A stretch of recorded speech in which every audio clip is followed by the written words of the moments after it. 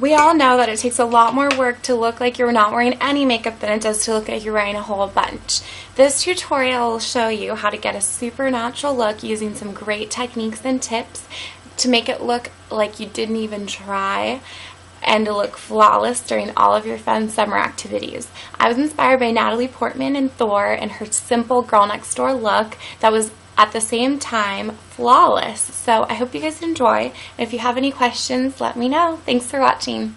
You're going to want to do a little bit of blush. Now you have to think about the color that you naturally flush to. So I'm a very pinky person. I'm going to wear a pink blush. If you are a little more olive tone and you tend to get, you know, a little more like warm and flushed, or you pick up a tan more easily and that's the color you want to draw out, go with that. Go with whatever color is most natural to you. I know that for me, the most natural color blush I can wear is something that's really light and pinky like that, just because my skin has so much like pink undertone to it, so it tends to look really subtle and natural on me. I'm using a small, like a MAC 109 brush, but you can use whichever blush brush you like. And with a natural blush look, you really want to just focus on the center of the cheeks. This is mostly just to add in any color that we lost when we did the foundation. And that's pretty much it. You can see I've just picked up like a little bit of color.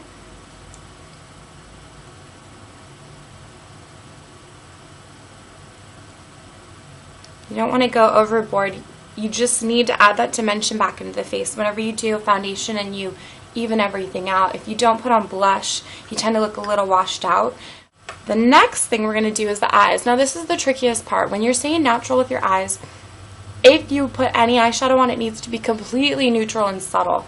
My favorite like little technique tip is to use a really good eye base. I really like this one by Trish McAvoy, the Eye Base Essential. She has a new color called Rested, which I like. It's very neutral pinky, but find something that again mimics the natural color of your skin. You don't want to go too light. You can brighten a little bit, but if you go too light, it's going to give you that kind of ghost look around the eyes where everything's just light and it doesn't really fit. I love this stuff because it dries to a powder finish, which is pretty important. It's a great eyeshadow base, but also just on its own, it's really nice. So you just use your finger, smelling your lid, just use your finger, kind of smooth it out. Take it all the way to up under the brow.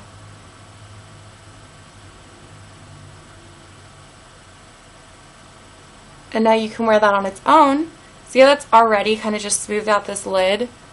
It's given it like this perfect canvas. It's a lot more coverage than like a foundation, and it doesn't crease up, so it's going to stay looking natural and fresh all day. What I like to do after this is go over it with a powder to set it. The one I'm putting on today does have a little bit of shimmer. It's Vapor by MAC. It just kind of has a fresh shimmer, and I'm just using a big brush. This is like the Cargo No. 8 brush, but you know, the 252 for a MAC would work fine. Anything that you use just to cover the whole lid at once. I just take that over that entire surface. I'm using the Laura Mercier crease brush. This is kind of like a 219 from MAC, but a little bigger. Laura Mercier makes one like this. Chanel makes one like this. It's a really nice brush for in the crease. It's probably closest to like the 217 from MAC, but just as a size comparison, it's a little smaller. It's just like a little more detail work. This is the 219, which is a little smaller than this guy. So somewhere in the middle of there. The color I'm using is called Soft Brown. It is a very matte, very subtle effect. Put a little bit of this guy in there, and all we're doing is defining this outer crease.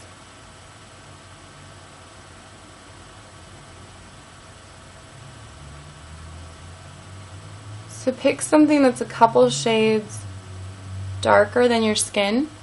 So it's going to look kind of intense, but we're going to blend this out. Okay. So it's going to look like kind of a lot right now, but what I'm going to do is take a 217 from MAC and that Vapor again,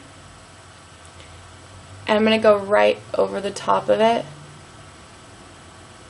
and blend until you literally can barely see it, till it just kind of looks like a shadow. See that? See, it's just kind of given a little shape to the lid. Now this next step is a specific technique. It's called tight lining, and if you're not familiar with it, it is a technique of applying eyeliner from the bottom of the lashes right into the lash line, so that from the top you can't really see the liner at all. It's not exactly on the waterline as much as it's right on that skin where the lash is attached. So you're trying to get it right in between each lash. My favorite one to do this with is by Laura Mercier. I have it in this palette, and it's the Black Ebony Cake Liner. The brush you need to use is like a flat eyeliner brush. So MAC makes one, I can't remember the number, but you know, something where you're coming like this with a flat liner. I like the Laura Mercier one personally. I feel like it's really narrow. What you do is you need to just use a little water. I just have some in a mug. Dip your brush in. Then you go into the cake liner. Just draw the brush along the top of it. You're going to see this on the tip.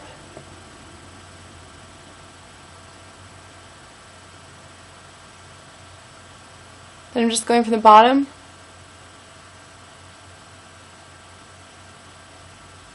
I'm just pressing it into the lashes.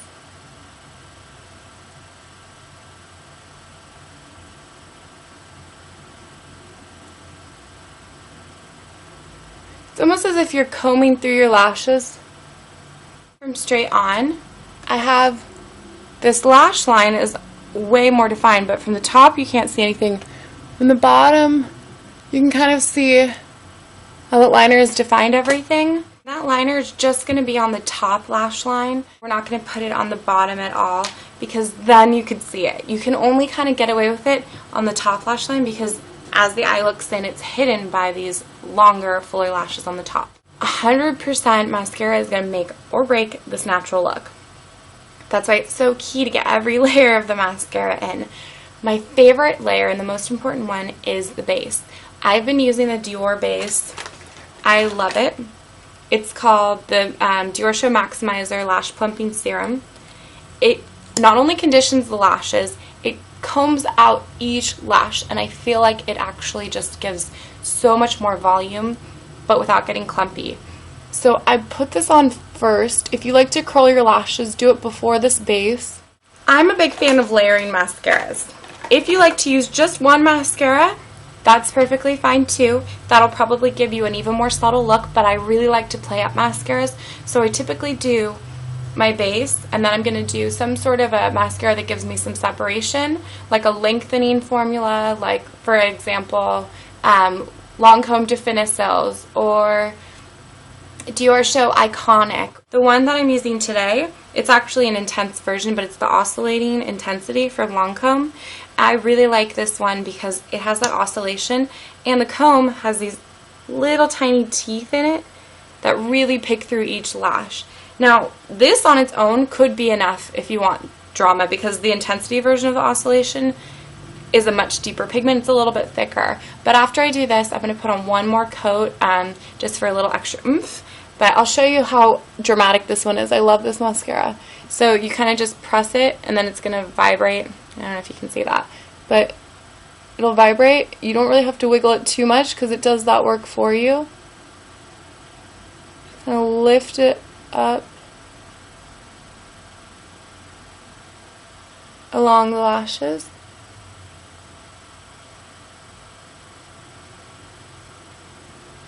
So on its own, that's a really pretty mascara. It's giving me tons of extra drama and really picked each lash apart. I, of course, am a mascara fiend, so I have to do another coat. I'm going to do the Dior Show Extase. I love this mascara. Put a little extra coat of this on. That's basically it for, you know, the eyes. We've done that really subtle shadow, the base, the tight lining, and then these lashes, and that's going to be it. Guys, now the only thing left is lips. Typically, I would say go for a gloss, something really simple. If you want to do a stain, you could do that too. Another trick I love is to use a lipstick that's a little more dramatic and then use that as a stain. So this is a Chanel lipstick called Attitude. Then I'm going to take a tissue, and instead of blotting, I'm literally going to wipe it off. This is one of my favorite Chanel glosses. It's called Sundress. It's just a really simple sheer light pink. So this is the finished look. It's a super easy to execute, flawless, natural face. The whole idea is that nobody will know that you're wearing makeup. It's a great look to wear all summer long, especially if you're hanging out with someone that you don't want to look like you tried too hard. It's a really, really fun look, so I hope you guys enjoyed this tutorial. Go out and wear it and let me know how it goes. Thanks so much for watching.